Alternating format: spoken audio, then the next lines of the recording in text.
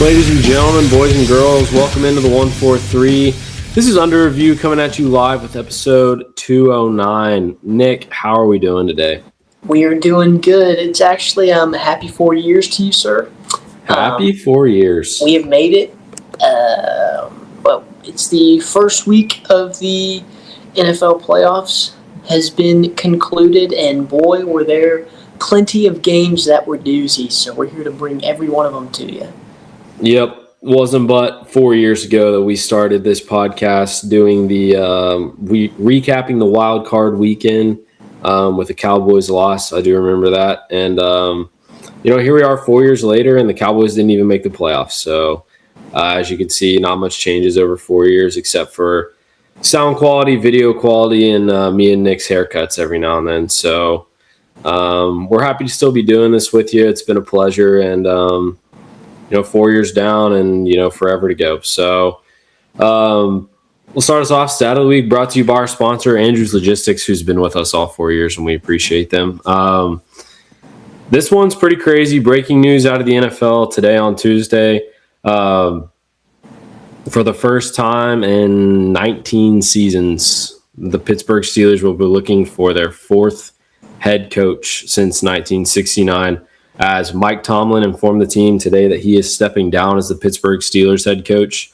That's breaking news and a stat. The fact that he's been there for as long as me and Nick have been watching football and then some. He's always been the Steelers head coach. This is pretty monumental, kind of like John Harbaugh being fired in Baltimore. It's just the end of an era in those two AFC North teams. But this Mike Tomlin one is big because Steelers fans have really been wanting it, and they got what they wanted today.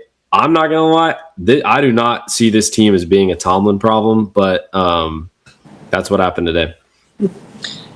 Very interesting because, it should very well be all four coaches in the AFC North not having a job. Yeah. But the one that is, it's still early. We don't know what could happen. But as of right now, they said they're keeping them. There's no changes being made, but Player of the Week had plenty of people to choose from because there were so many good games, so many stars putting up numbers. I chose Puka Nacua just because he really took control on that Los Angeles Rams offense. He caught 10 passes for 111 yards and a touchdown. Ultimately, the Rams go on to win the game in Carolina, but, you look to your stars to show out in big playoff games, and that's exactly what he did. The Rams will be looking to move on, surviving Carolina. So, Player of the Week is Puka Nacua. Yeah, let's just congrats to Puka. Let's go into that game Saturday afternoon. Carolina taking on the Rams. Kind of the beginning of the game looked like it was going to be a blowout. Ended up being a pretty good game. Got to give a lot of props to Bryce Young, who really turned it around the second half. The Panthers looked pretty good. But Matthew Stafford and the Rams are rolling right now, looking pretty great on offense. And, they got the job done. I think Carolina's future is they picked up Bryce Young's fifth-year option. Still don't really know what to think about the Panthers, but props to them for making it a game, but it was a really good game, and the Rams got the win. Mm-hmm. And, they very well could have won that game. Mm-hmm. They had plenty of miscues that happened, and, they at the very least should have been not in field goal range to tie it, but they could have very well extended that drive. Jimmy absolutely gets one ball the entire game, and it's the most important catch of his career, and he ends up dropping it, and he's wide open. It's on a line. It's an absolute dime, but the Rams were better built to make that deep playoff run. Yeah. Obviously, the Panthers they're not Super Bowl contenders, but you have to give them credit for making it a game. No one really gave them a chance with Los Angeles coming to town because they knew they would be hungry.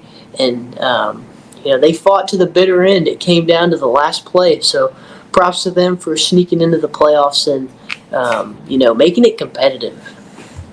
Yeah, Rams move on to play Chicago. So big rivalry game, Bears-Packers. We previewed it last week. at halftime, it was 21-6, looking like it was all Packers. Bears had no answer defensively, offensively, just nothing.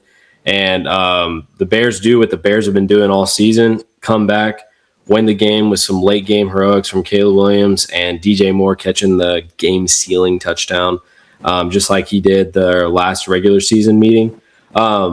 I still don't know what to think about this Bears team, other than, they're never really out of it. That's kind of been the story of their season. You can't count them out until the game is finally over. Props to them. They had a good game, and the Packers, they had a chance to step on their throats and end it, and they didn't. Matt LaFleur came out at halftime saying how they need to keep the tempo going, and they didn't. So, Green Bay, total collapse. We love seeing that as Cowboys fans. We have one of their draft picks. Needed that to happen, and we just hate the Packers. But I think this Bears-Rams game is going to be a pretty solid game on Sunday evening coming up. But, yeah, it's going to be interesting to see what happens there. I mean, we see the Packers yet again not be able to close out a game. Saw it a few times in the regular season, and obviously on the biggest stage with all your cards on the table. And I mean, Jordan Love still had, pretty solid game. I mean, he threw for 4 touchdowns and 323 yards. Yeah. But like you were saying, it was just, late game heroics, some costly kicker misses from Brandon McManus. He missed 2 field Brandon goals McManus lost them and an extra point. And I mean, you can't put. I mean, not saying it's completely his fault, because the Packers defense had a monumental collapse in the second half. But I mean, but that's seven points that you're leaving on the table right there. And so I mean, you're looking at 1-point loss. So the big one was missing the extra point at the end of the game. Green Bay is driving down the field. They get into field goal range, but it's a 4-point game because there was no extra point made. So, you never want to put the game on the kicker, but here I feel like you can, especially a veteran kicker. A big part of the game, the fact that they lost or didn't even have a chance to tie it at the end, was probably on him. But, yeah, just a big collapse from the Packers but you love to see it. Just that offense, which looked unstoppable in the first half, they just completely stalled out. It was like kind of tried starting to run the ball, trying to get cute with it, and it just ended up biting them in the butt in the end. And that defense was nowhere to be found in the second half. And I mean, running around, Colston Loveland having himself a career game, but just no one really thought the Packers were going to make a deep run just with the way their season went, with the personnel that they had. Yeah. It's funny to see Micah and Trayvon still getting booted in the first round, even though it's a different team. Love it. But, that's just the way it goes when you got guys. Yeah, I don't know why the Packers thought their key to success was just recreating our garbage defense out of Dallas. But if y'all want to keep doing that, please continue to take our guys, because we don't want them. And please keep taking them. So Sunday, Bills-Jags, this was shaping up to be one of the better games of the weekend beforehand. Turned out to be a pretty good game, and Josh Allen, with some late game heroics, led his team to the win, and Jags had a chance to go at least tie the game at the end, but Trevor Lawrence, just awful decision to throw the ball into a really tight window, and it was picked to end the game. This Jags team, pretty good, and had the makings of a team that could at least make it to the AFC Championship with how hot they got at the end of the season. So credit to the Bills for just ending the Jags playoff hopes just immediately. And now the Bills have to travel to Denver and play in that tough environment. So we'll see what they do there. And I mean, people have been talking about it since there's no Patrick Mahomes in the playoffs, since there's no Joe Burrow in the playoffs, that it's kind of Josh Allen's time right now, that, this is kind of your last, I guess, effort to show people who you really are. I mean, we understand who you are in the regular season. We've seen the MVPs, but, you're kind of a playoff choker is what you've been known as in the past, and so now it's time to show the world who you are. And he goes out and he puts on a clinic. you look at their receiving core that they have, and obviously they've got some talent in there, but these are guys that would not be wide receiver ones on most teams. Right. These are kind of plug and play guys. I mean, because he threw to 1, 2, 3, 4, 5, 6, 7, 8, 9, 10 different guys. Which is absolutely insane. Brandon Cooks, who's ancient journeyman wide receiver, making an appearance and making an impact. Actually, Yeah. I might add, he had 3 catches for 58 yards. Good to see him getting back out there. Love to see it. The Bills get a late game drive and a late touchdown from Dawson Knox to seal it and go ahead at the end of the game. So it's good to see that they can, in those clutch moments, perform and get things done. And then the Jags had a chance to, at the very least, tie the game. They had plenty of time to get into field goal range, which for their kicker is like the 50. And Right. First play, Trevor Lawrence just boneheaded double coverage, throws a pick, and just ends the game. But we'll see the Bills in Denver. Got to go up against a pretty tough defense. Bo Nixon, R.J. Harvey, and Cortland Sutton in that offense are, Yeah. they've been hot. So we'll see what they're able to do there in Denver. Yeah, so moving on to the next game, just another hate watch for me and Nick. 49ers, Eagles, me and Nick both really didn't give the Niners much of a chance just because we know how it is with the Eagles in the playoffs. They just get very lucky. And the Niners just lost everybody, and also in the middle of the game lose George Kittle to season-ending and potentially season-ending next year Achilles tear. So tough for George Kittle, and hope he comes back from that stronger than ever. And yeah, just wasn't looking great for the Niners. They were on their 5th and 6th linebackers. Eric Kendricks, former Cowboy, shout out to him, making a big impact in that game. But at the end of the day, it's the Eagles offense that really did it for him. A.J. Brown's hands turned into bricks. Jalen Hurts threw into triple coverage to end the game for him. And they just really made our hearts happy to see, just the Eagles absolutely collapsing. I think the Eagles won just about as many playoff games as the Cowboys did this year. So you just love to see that. And, Eagles fans can just, I guess they can just sit in misery this offseason knowing that their team stinks. Yeah, obviously they've been calling for the OC's head for pretty much the entirety of the season, and it really came out just because you're on the biggest, it's not the biggest stage, but in prime time, and your offense just looks absolutely horrendous. I mean, the Eagles' offense is such a joke because you look at the pieces that they have individually, and you would think that, they would be good, right? Because they've got Saquon Barkley, A.J. Brown, Devonta Smith, and Dallas Goedert, and those are all guys that are, pretty, I would say, top tier in their position. But then, and they've got a solid O-line, but then something's not working. We see it at the quarterback position, and then you've also got an offensive coordinator who can't properly call an offensive scheme. The OC was fired today, and this is the third. So this is the 5th coordinator in 5 years for Philly. This is the 3rd one that's gotten fired. And I don't know at what point are we going to look at the quarterback as the problem, because I saw a report from LaShawn McCoy, which I don't put a ton of stock into all of his stuff, but he is well connected with the Eagles because he was a big part of their organization for a while, saying that they have to simplify their play sheet because Jalen Hurts just can't run all the plays they want him to. I don't know if that's true or not, but it definitely seems like it could be true because they're running simple slant routes. Like, the schemes aren't that complicated. It's either hand it off to Saquon or throw a curl route to A.J. Brown or a slant route to A.J. Brown or a curl route to Devonta Smith.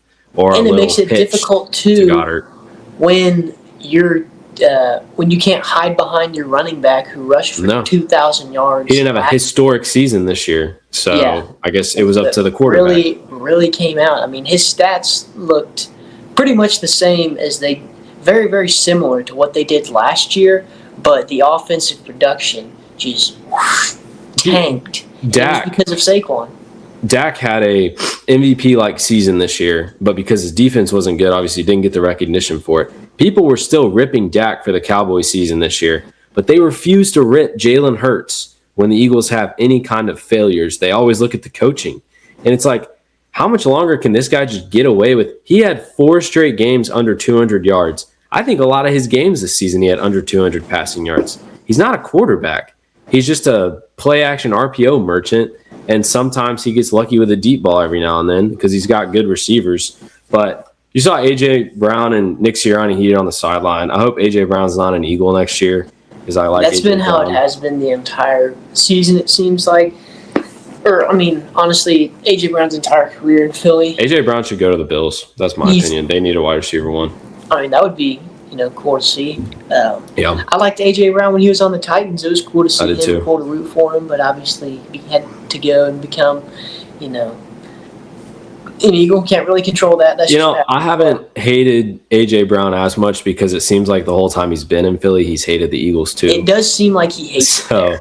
So hopefully he can get out. It's, And if he leaves and all he has is Devonta Smith, Jalen Hurts is going to even look even worse next year. So, they won a Super Bowl because of their defense being elite and Saquon and their O-line having an historic season. But when everybody's just – the defense is still elite, O-line is good, Saquon is good, they get bounced from the playoffs first round by a beat-up 49ers squad at home. That's just embarrassing. Their leading receiver was Demarcus Robinson. So, yeah. And credit to the Niners. They're so banged up. They've gotten no rest. They had to make that cross-country flight. And then they're going into a very hostile Seattle game this upcoming week. We'll see how they do.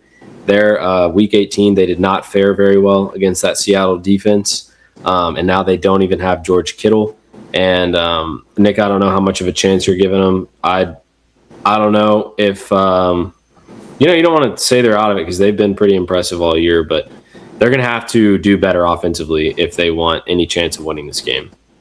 Yeah, Brock Purdy made a couple boneheaded throws in that Eagles game, so I feel like if he can clean up just the minor miscues and mistakes, it'll be a little bit better. I mean, their offense will be a little bit better. Yeah.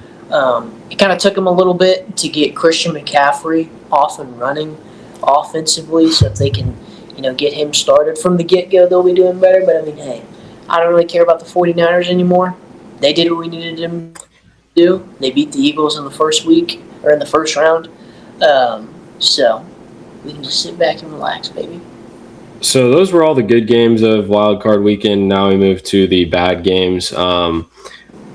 Patriots, Chargers. I mean, this could have potentially been an okay game if Justin Herbert had any form of an offensive line, but he was bull rushed every play, had probably 0.5 seconds to get the ball off.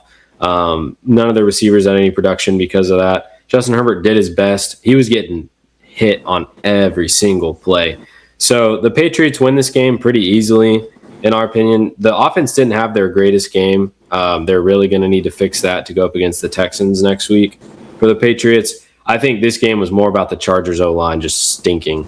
And I just feel like, why would you not, if you have a generational talent like Justin Herbert, like this game's not on him, why would you not go out and just sell the farm for an O-line? Like, why is he having to play behind this garbage of an O-line? Like, he is fighting for his life back there, and he's really tough. You got to give him credit for getting up every single play he got hit on.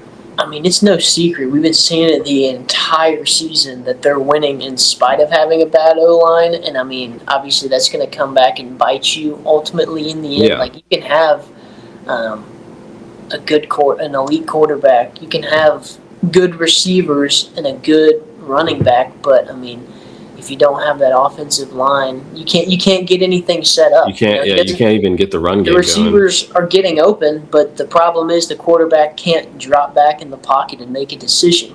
Yeah. Right? I mean, he was the leading rusher. He ran for 57 yards. I mean, it was no secret, but I don't know when they're going to figure out that they need to go and get an offensive line. I mean, they're moving at least in the right direction where, they went 11-6, had a good regular season despite having nobody to block. But main thing I'm looking at to move forward is that Patriots have got to lock it up, got to finish drives, got to be better offensively. Just because you're playing a very, very tough defense in the Houston Texans. Don't really think the Texans' offense is that great. But yeah, the Texans' offense is a lot like the Patriots' offense was. Like, they both played similarly, in my opinion. Yeah, but I do think the Patriots have more. I think their ceiling is higher offensively than the Texans. They have a better quarterback and better weapons, especially. I don't think Nico Collins is going to be playing because of the concussion that he suffered in the game against the Steelers. So it'll be interesting. The Patriots are going to have to come more prepared offensively than they were against the Chargers. But, it'll be a defensive battle, in my opinion, for that Patriots-Texans. And, I mean, with guys like Drake May, he put up MVP caliber numbers in the regular season. This is his first playoff game. So it's different. I mean, it's still football, but in the same game, but the stakes are different. The feeling is different. Tensions are higher, So maybe nerves and anxiety kind of build up a little bit more, but he's got that one game under his belt, so he knows what it feels like. He knows what it's like to play in that environment. So, hopefully they'll come out slinging it against the Texans. Yep. Last game of the week, Monday night, just not much of a game at all. Steelers come in and get walloped by the Texans defense. Even though they kept it kind of close for the first half, I mean, you could just tell that the Steelers were never going to score a touchdown this game. They were lucky to get field goals. That Texans defense, man, is just one of the best defenses we've seen recently.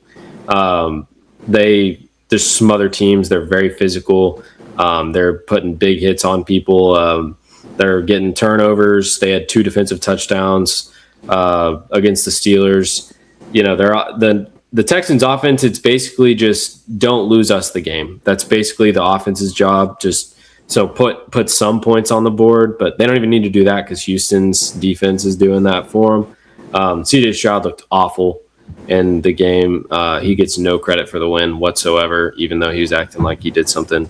And one thing that's really ticking me off about this, I'm just going to say this now. I saw some people post about it that I didn't know they were Texans fans. I'm just not loving how many Texans fans are crawling out of the woodworks out there in Houston. They're all Astros fans, and we've been hearing about that for a long time. Never heard them talk football before. A lot of them have always told me they don't watch the NFL, Nick. I know you've heard that one before. They don't really care about the NFL. But now they do. So, yeah, we're like, it's just funny how that works. That's just it is, and it's just very similar with one city. I've just been noticing that trend with that same city over and over again. Baseball, now football. But I mean, the Texans are like the Eagles. I think they're going to get exposed. Where, I mean, you take away those 2 defensive scores that they had, and I mean, 16. I mean, you look at 30, and you're like, okay. But then you think about those are 2 defensive touchdowns. So you take those away, and the offense put up 16 points. Not and the garbage time touchdown at the end, basically, like you do 21 points off that score. Because I mean, it was the game was very, very close up until the last couple minutes of the fourth quarter when they get fumble return into the end zone. And then, drive down the field. Woody Marshall's in a touchdown. And then they get, pick six to kind of end the game. But no one really thought the Steelers were going to be able to do anything, make a run. But knew this was going to kind of be a good game just because of the way the Texans' defense is and, how these the Steelers have a good defense as well. And so you figured it would be a good game. But big story there was Mike Tomlin stepping down. We talked about it at the beginning. A lot of changes going on in the AFC North. So a lot of coaches, tenured coaches. Yeah. No more. Will Matt LaFleur be next? That's the question. out of the NFC North. Not sure. A lot of Green Bay Packers fans are calling for his head. Yep. So we'll see. Anyways, here's like the show's an underview. Brought you a quote from the Tony Dorsett, and he said, "To succeed, you need to find something to hold on to, something to motivate you, and something to inspire you." Ain't that the truth? We thank you for tuning in this week, and thank you for tuning in for 4 years. And we will see you next week with another episode of Under Review.